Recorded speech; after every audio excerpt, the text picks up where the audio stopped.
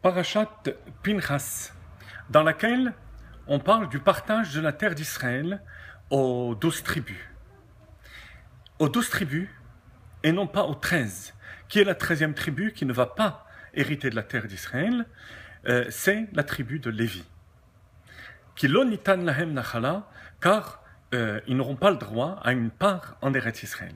Le Smag, Sefer Mitzvot Gadol, dit au nom du Rambam que la tribu de Lévi, les Hatid Lavo, lorsque Mashiach viendra, aura une part en Eretz Israël. La question qui se pose, c'est que HaTorah, Hazot, Lotehe, Mochlefet, Chaz v'Shalom.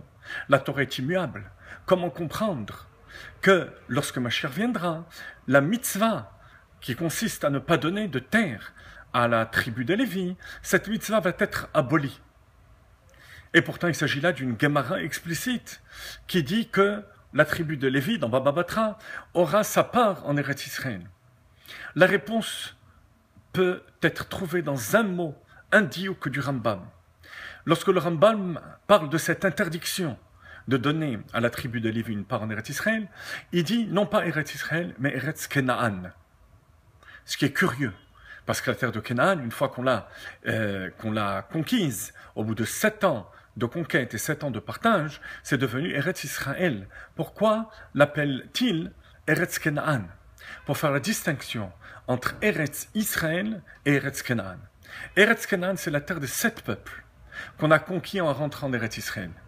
Il y a 3 autres territoires qui correspondent aux peuples de Keni, Knizi et Kadmoni, c'est-à-dire Édom, Ammon et Moab, qui n'a pas été donné au béni Israël lors de la conquête de Yoshua, mais qui sera donné les Hatid Lavo lorsque Mashiach viendra. C'est cette terre qui sera donnée aux Léviim. Donc, la Torah est éternelle. De la terre de Canaan, il n'y aura pas de part pour la tribu de Lévi. Par contre, l'héritage de la tribu de Lévi se situera de l'autre côté du Jourdain. Qu'est-ce que cela signifie pour nous? On n'a pas tous le mérite d'être Léviim, Lévi. Et pourtant, il y a en chacun de nous un petit Lévi et un petit Cohen.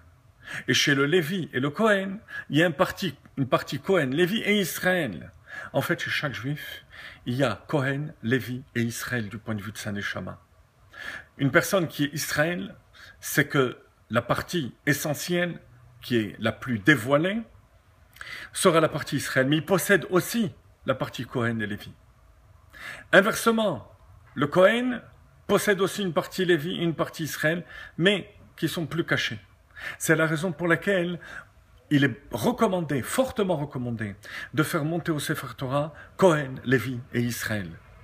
Même si pour cela, ils vont monter à plusieurs reprises, de semaine en semaine. Parce que lorsque le Cohen monte, c'est toute la partie Cohen de la Neshama, de toute l'assistance qui monte.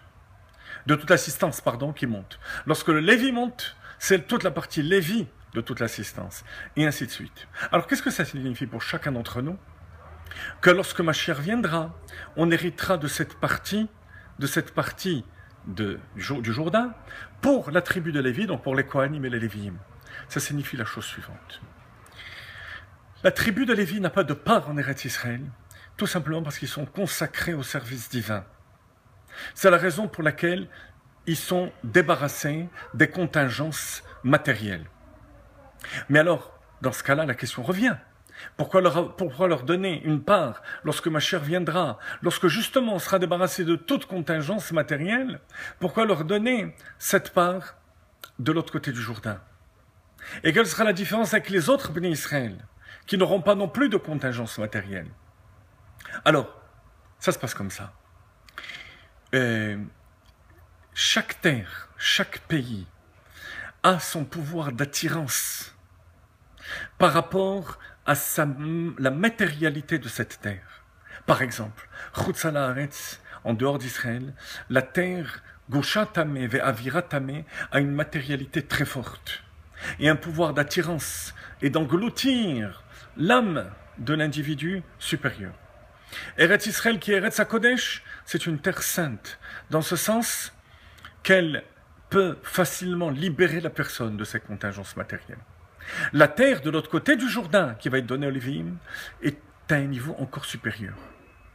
qui permet à rester consacré à Kadosh Baruch Hu, tout en étant dans cette terre.